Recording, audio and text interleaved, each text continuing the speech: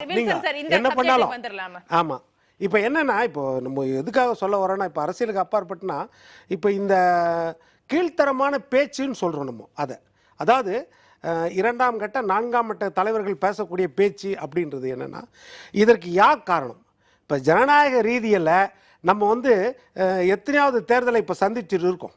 அப்போது இவ்வளவு நம்ம முதிர்ச்சி பெற்ற பிறகும் இந்த மாதிரி பேச்சுக்கள் மேல் மட்டத்தில் வரணுமா? இது நம்மளுடைய ஜனநாயகத்திற்கு இது ஒரு ஆக்கப்பூர்வமானதா? இதுதான் ஒரு கேள்வி. இன்றைக்கு என்னன்னா, இப்போ மோடி அவர்கள் பேசியிருக்கிறார் என்னன்னா, இப்போ அவர் வந்து இஸ்லாமியர்களுக்கு உங்களது தாலிக்கொடி முதற்கொண்டு பறித்து கொடுத்துருவோன்னு பேசுகிறார். முதல் கட்ட தேர்தல் அப்போ பேசலை. முதல் கட்ட தேர்தல் முடிந்த பிறகு அவருடைய நிறம் ஏன் மாறினதுன்னு எல்லாருக்கும் ஆச்சரியம். ஏன்னா ஒரு உயர்ந்த ஸ்தானத்தில் இருக்கார் அவர். அதாவது 3 முறை அவர் முதலமைச்சராக குஜராத்தில் இருந்த பொழுதும் அந்த எல்லை தாண்டி பெரிய அளவுக்கு அவரை தெரியாது.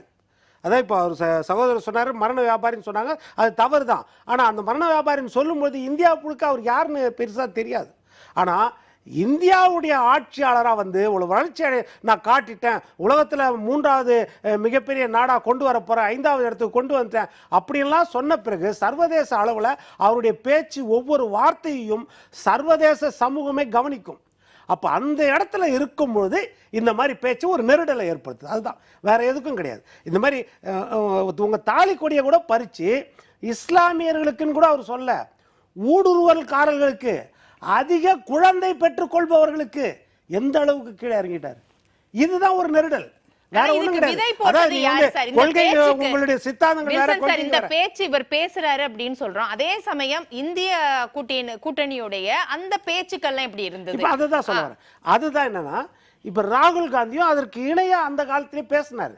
இப்போ அதாவது நான் சோக்கிதார்னு சொன்ன உடனே ராகுல் காந்தி என்ன சொன்னாரு? He is not a chowkidar, he is a சோர்னாரு. ஒரு பிரதமராக இருந்தவர் பிரதமர் வேட்பாளரை பார்த்து நீ திருடன்னு சொல்லக்கூடாது. இவரும் ஒரு பிரதமர் வேட்பாளர். அங்கேயே வந்து நெருடல் ஏற்பட்டுருச்சு.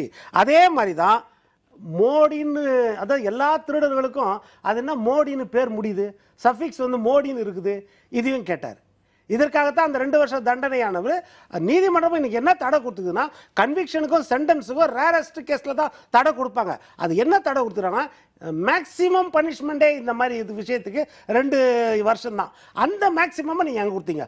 அதே மாதிரி உங்களுடைய எம்பி பதவி காலாவதி ஆகிறதுக்கும் 2 வருஷம் தான்.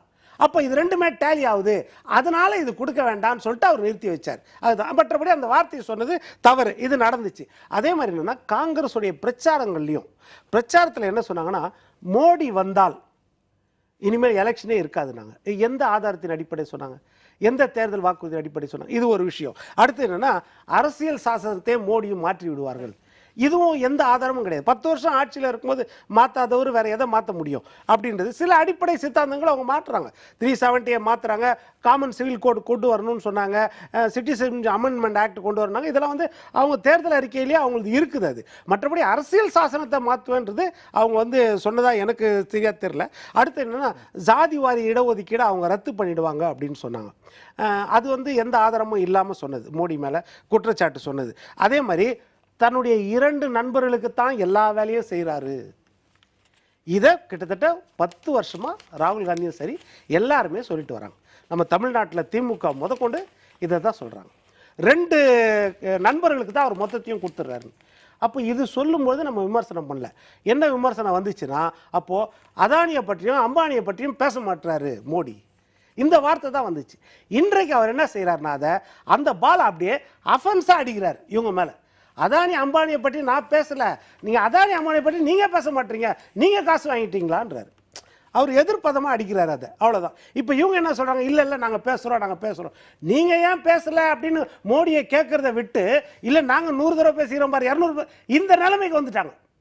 அதுதான் பிரச்சனை. இல்ல ஒவ்வொரு தரையும் இப்போ மோடி பேச்சுக்கு இவங்க அதை தடுக்கிறதுலயே இருக்க வேண்டியதா இருக்குது. அந்த கட்டாயம் வருதா? டிஃபென்ஸ்லயே வராங்க.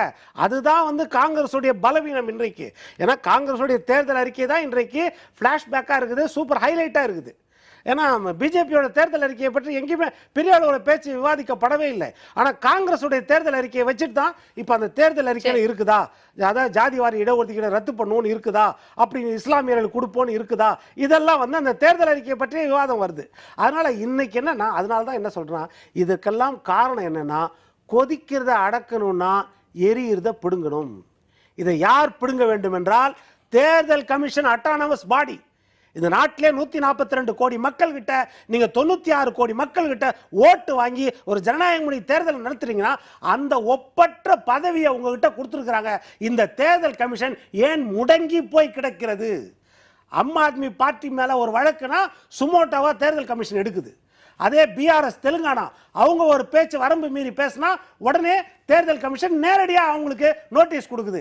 ஆனால் திரு மோடி அவர்கள் பேசும்போது எதற்காக அவங்க கட்சிக்கு நோட்டீஸ் கொடுக்குறாங்க? அதே ராகுலுக்கும் அதேதான். கட்சிக்கு ராகுல் பேசும்போது அவங்களுடைய கட்சி தலைமைக்கு தான் போகுது நோட்டீஸ். ரெண்டு பேருக்குமே அதேதான். இப்ப சப்போஸ் சுயேட்சை